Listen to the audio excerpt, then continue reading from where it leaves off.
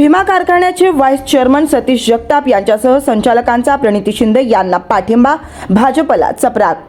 मोहोळ तालुक्यातील टाकळी सिकंदर येथील भीमा सहकारी साखर कारखान्याचे व्हाईस चेअरमन सतीश जगताप यांच्यासह संचालकांनी लोकसभा निवडणुकीसाठी आमदार प्रणिती शिंदे यांना पाठिंबा दिला आहे, तर एकीकडे पंढरपुरातील श्री विठ्ठल सहकारी साखर कारखाना अडचणीत आणून अभिजित पाटील यांचा पक्ष प्रवेश करून घेण्याचा प्रयत्न करण्यात येत असतानाच दुसरीकडे भाजप खासदार धनंजय महाडिक यांच्या भीमा सहकारी साखर कारखान्याच्या व्हाईस चेअरमन सहसंचालक यांनी आमदार प्रणिती शिंदे यांना पाठिंबा दिल्याने भाजपला चपराक बसल्याची मोहोळ तालुक्यात चर्चा सुरू आहे। दरम्यान जनतेचे नेतृत्व स्वीकारण्यासाठी आपल्याला हा पर्याय निवडावा लागला अशी प्रतिक्रिया भीमा सहकारी साखर कारखान्याचे व्हाईस चेअरमन सतीश जगताप यांनी बोलताना दिली आहे। आमदार प्रणिती शिंदे यांच्या उपस्थितीमध्ये मंगळवार दिनांक 30 एप्रिल 2024 रोजी सोहाळे येथे भीमा परिवारातील पदाधिकारी कार्यकर्त्यांनी प्रणिती शिंदे यांना पाठिंबा दिला। यावेळी जगताप बोलत होते, ज्या सभासदांनी कारखाना आमच्या ताब्यात दिला, ज्या मुद्द्यावर दिला तोच मुद्दा सोडून दिल्यामुळे कार्यकर्त्यांना सभासदांमध्ये तोंड दाखवायला जागा राहिली नाही, असं यावेळी जगताप यांनी सांगितलंय। दरम्यान खासदार धनंजय महाडिक यांचे विश्वासू असणाऱ्या सतीश जगताप आणि इतर संचालकांनी प्रणिती शिंदे यांना पाठिंबा दिल्यामुळे तालुक्यात चर्चेला उधाण आलंय। परिवाराच्या कार्यकर्त्यांची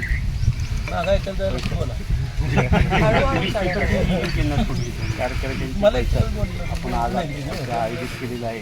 त्या बैठकीसाठी सोलापूर लोकसभा मतदारसंघाच्या उमेदवार प्रणिती शिंदे आणि त्यांच्याबरोबर आलेल्या जे त्यांचे प्रमुख कार्यकर्ते, पदाधिकारी, आपल्या भीमा परिवाराचे प्रमुख पदाधिकारी, माझ्याबरोबर असणारे विद्यमान सरपंच, विद्यमान सरपंच किंवा विद्यमान संचालक, माजी संचालक, उपस्थित सर्व सरपंच, उपसरपंच, सोसायटीचे चेअरमन या सर्वांचं प्रथमतः मी स्वागत करतो।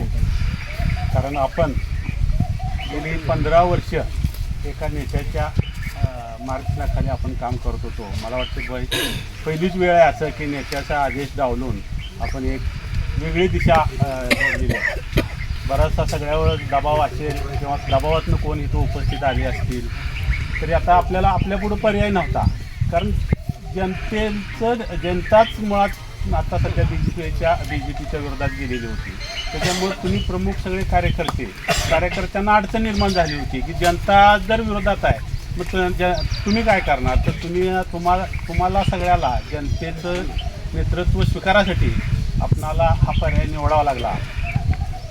काही हा आमचा परिवार हा कुठल्या पक्षाची बांधील नाही आणि आत्तासुद्धा आम्ही एक बाजू क्लिअर करतो की आम्ही सुद्धा काही फक्त तुम्ही उमेदवार आहे म्हणून आमचा परिवार तुम्हाला पाठिंबा देतो। कारण भविष्यात आमचे सगळे पदाधिकारी वेगवेगळ्या पक्षात काम करणार आहे। उद्या तुम्ही खासदार झाल्यावर काय शिवसेनेत असतील, काय परत बीजेपीत असतील, काय राष्ट्रवादीत असतील, हे सगळे कार्यकर्ते तुमच्याकडे त्यावेळी त्यावेळी असं असा प्रश्न पडेल किंवा सध्या हा काँग्रेसमध्ये काम करतोय का नाही, पण हा फक्त तुम्हाला लोकसभेत पाठवण्यासाठी हा सगळा कार्यकर्ता म्हणजे प्रयत्नाची कष्टा करून तुम्हाला लोकसभेत पाठवणार आहे। भविष्यात तुम्ही खासदार होणार आहे। तुम्ही यांची कामं करताना साहेब तुम्ही पक्ष बघू नये एवढीच तुम्हाला एक माझी विनंती आहे। आमच्या आता बऱ्याच लोकांना मनात शंका असेल की धनंजय माडकाचा एवढा विश्वासू माणूस आज धनंजय माडकांचा आदेश डावलून का वेगळी मिटिंग घेऊन काहींना पाठिंबा देतो। त्याच्या पाठीमागं 2 कारणं आहेत। काही ते कारखान्याचे एक आमचे 2 विषय आहेत। ज्या सभासदांनी कारखाना आमच्या ताब्यात दिला, ज्या मुद्द्यावर ताब्यात दिला तोच मुद्दा आम्ही सोडून दिल्यामुळं हे सगळे कार्यकर्त्यांना सभासदात तोंड दाखवायला जागा राहिली नाही। त्या मुद्द्यासाठी आम्हाला भविष्यात संघर्ष करावा लागणार आहे।